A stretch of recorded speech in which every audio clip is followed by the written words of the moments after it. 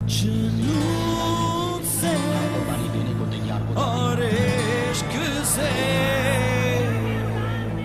ملتی ہے آزادی.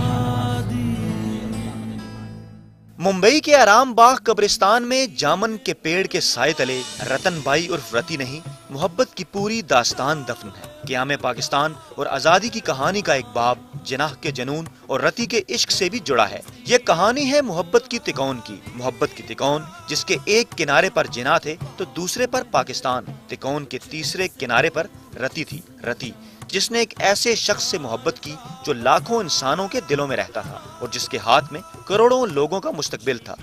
When one has been as near to the reality of life as I have been, dearest, one only remembers the beautiful and tender moments, and all the rest becomes a half-veiled mist of unrealities. رتی کا جناح کے نام محبت نامہ اہل دل کے لیے نادر دستاویز ہے. آنسوؤں میں بھیگا یہ خط آخری خط بن گیا. ان لفظوں میں قید یہ کہانی 1916 کی ہے. 1916 جب محبت کی یہ لازوال کہانی شروع ہوئی.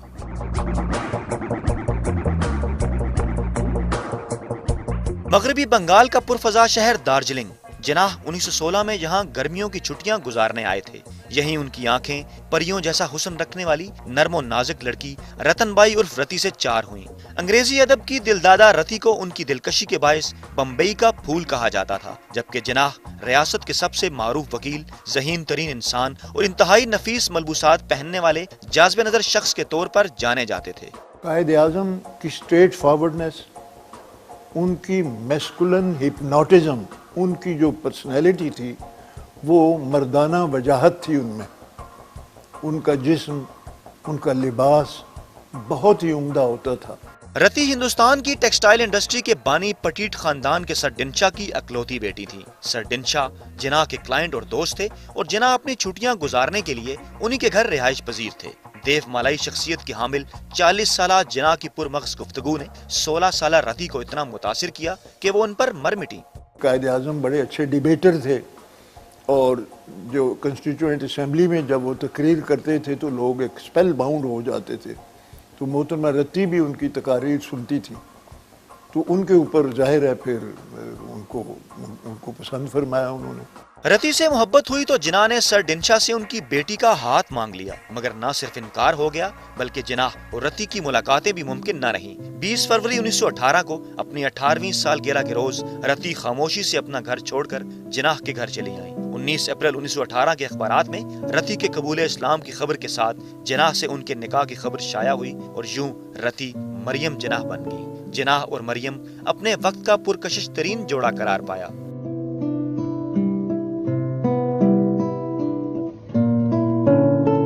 جناح ایک کامیاب وکیل ہی نہیں، ہندوستان کے سرکردہ سیاسی رہنما بھی تھے اور ان کا زیادہ وقت وکالت کے علاوہ سماجی اور سیاسی مصروفیات میں گزرتا تھا. بے حد نازک مزاج اور حساس طبیعت رتی کے دل میں جناح کی طرف سے وقت نہ ملنے کا دکھ پلنے لگا اور ایک روز وہ اپنی بیٹی کے ہمراہ لندن روانہ ہو گئیں. یہاں بھی جناح کی یادوں نے رتی کو ایک پل چین نہیں لینے دیا اور انہوں نے ایک خط میں اپنے دل کا حال بیان کر دیا. It will always give me pleasure to hear from you. So, if you have a superfluous moment on your hands, you know where to find me. I don't lose myself. And just one thing more. Go and see Jannah and tell me how he is. He has a habit of overworking himself. And now that I am not there to tease and bother him, he will be worse than ever. London سے واپسی پر رتی کی محبت نے جناح کی قربتوں کو آواز دی. یہ وہ وقت تھا جب جناح مسلمانوں کے حقوق کی حفاظت کے لیے بیک وقت کئی محاذوں پر لڑ رہے تھے. انہوں نے اپنی ازدواجی زندگی بچانے کی پوری کوشش کی اور رتی کے گلے شکوے دور کرنے کے لیے تفریحی دورے پر یورپ چلے گئے. رتی اور جناح کا یہ دوسرا ہنی مون بچھڑ کر ملنے کی بجائے مل کر بچھڑنے کا پیش خیمہ ثابت ہوا. 1927 میں محمد علی جناح مسلم لیگ کے تنظیمی سلسلے میں بمبئی سے دلی شفٹ ہو گئے. اس دوران جناح کانگریس کے رہنماؤں سے چموکھی جنگ لڑ رہے تھے. ایک بار پھر رتی کو وقت نہ دے سکے اور وہ بمبئی کے تاج محل ہوٹل میں ایک کمرہ لے کر رہنے لگی. تنہائی اور محبت میں ناکامی ان کے دل کا روگ بن گئی. اسی دوران انہوں نے جناح کے نام اپنا آخری خط لکھا جس کا ہر لفظ سسکتی دم توڑتی محبت کی کہانی بیان کر رہا تھا. Remember me, beloved, as the flower you plucked. and not the flower you tread upon. Darling, I love you. I love you, and had I loved you just a little less, I might have remained with you. The higher you set your ideal, and the lower it falls. I have loved you, my darling, as it is given to few men to be loved. I only beseech you that the tragedy which commenced in love should also end with it. महबूब की दूरी और तन्हाई का शिकार रति पहले आंतों में सोजिश और फिर टीबी के मर्ज का शिकार हो गईं। वो हर लम्हा मौत से करीब तर होती चली जा रही थी और इस सूरत हाल ने जिनाह को दुराहे पर ला खड़ा किया। एक तरफ रति की अनमोल मोहब्बत थी और दूसरी तरफ 18 करोड़ मुसलमानों का मुस्तकबिल जो जिनाह के हाथ में था। और इश्क से मिलती है आजादी। जिनाह ने रति को टूट कर चाहा था, लेकिन वो अपनी मोहब्बत के लिए करोड़ों मुसलमानों का मुस्तकबिल दांव पर नहीं लगा सकते थे। उन्होंने अपनी मोहब्बत कुर्बान कर दी और बम्बई का फूल कहलाने वाली रति एक दिन 5 स्टार होटल के शानदार कमरे में बीमारी और तन्हाई से लड़ते हुए दम तोड़ गईं।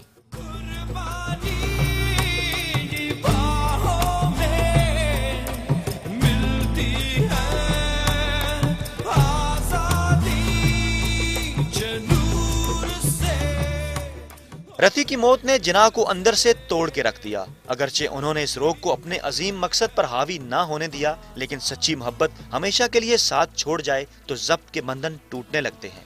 यही वजह है कि हिंदुस्तान में मजबूत तरीन एसाब रखने वाले शख्स जिनाह को दुनिया ने सिर्फ 2 बार रोते देखा। पहली बार जिनाह की आंखों से उस वक्त आंसू जारी हुए जब रति को दफनाया जा रहा था, और दूसरी मर्तबा अगस्त 1947 में उस वक्त उनकी पलकें भीग गईं जब उन्हें आखिरी बार बम्बई में रति जिनाह की कब्र पर हाजिरी के बाद हमेशा के लिए पाकिस्तान आना था।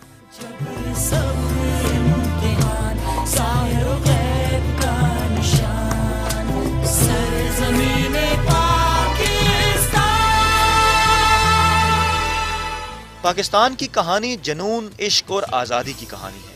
क़याम पाकिस्तान के पीछे मोहम्मद अली जिनाह का जनून और इश्क दोनों ही शामिल थे। जिनाह की रति से मोहब्बत पाकिस्तान के इश्क में गुम हो गई। यूं कुल ने जुज़्व को जज्ब कर लिया। जिनाह ने पाकिस्तान की सूरत अपनी मोहब्बत पा ली, मगर रति को उसकी मोहब्बत ना मिल सकी।